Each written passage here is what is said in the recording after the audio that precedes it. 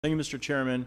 I just find it ludicrous that Democrats in this hearing have suggested that President Trump has betrayed his voters by presenting a balanced budget.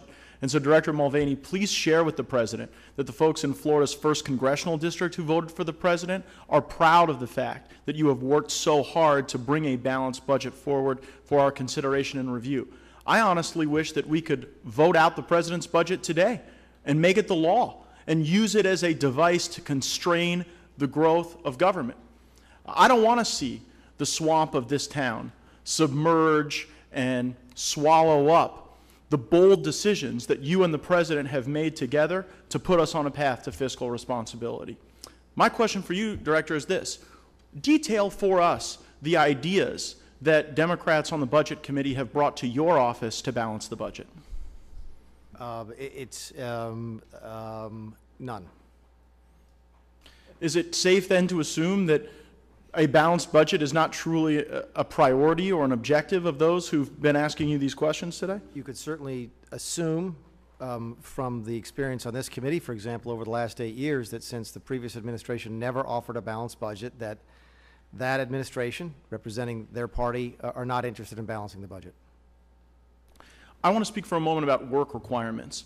This committee, in the context of health care, took the position that able-bodied, childless adults should have to meet a work requirement if they want someone else to pay for their health care.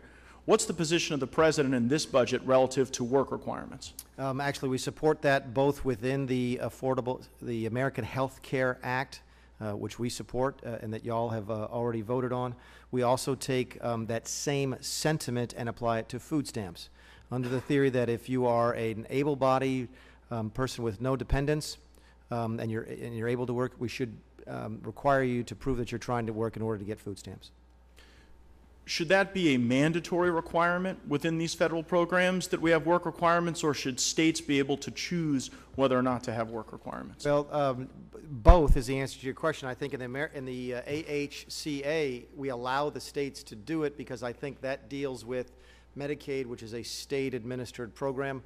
In our budget, we introduced that concept into SNAP, which is, I believe, it's a federally run program. I'm sure the states are involved in providing the services, but I think we're a lot heavier involved in food stamps. And if you tell folks in the food stamp space, the SNAP space, in the Medicaid space, that the path to greater progress is not further dependence on the government, it's actually getting the benefit of work, what impact do you think that will have on our aspirations for broader economic growth? In order to get that 3% growth, we need folks to work, okay? And we need to figure out a way to provide them with the economic opportunity so that they can go to work. I didn't get a chance to talk here today about the difference between the U3 measure of unemployment and the U6 measure. U3 is the measure that we use most traditionally. It's folks who are defined as being in the workforce but unable to find work. U6 is those people plus folks who are, I think we describe it as marginally attached or working part-time for economic reasons against their will. Okay? That difference is, I think, over 6 million people. Those are folks who want to work full-time but haven't found the opportunity to do that yet. That's the folks we want to go to and say, look, if we can get to 3% growth, we can get you into the full-time job that you want.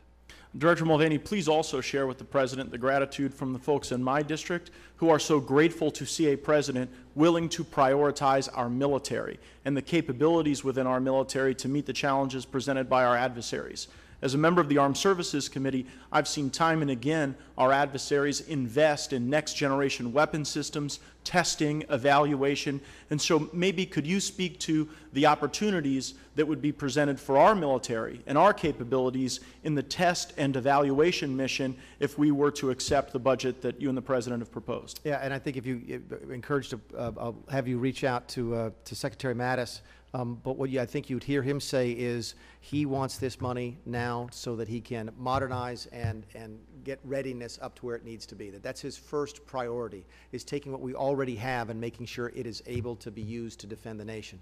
We are all interested longer term in looking at larger troop numbers, larger ship numbers, larger plane numbers, but his first priority is making sure the defense capabilities we have can be used if necessary. Thank you, Mr. Chairman. I yield back.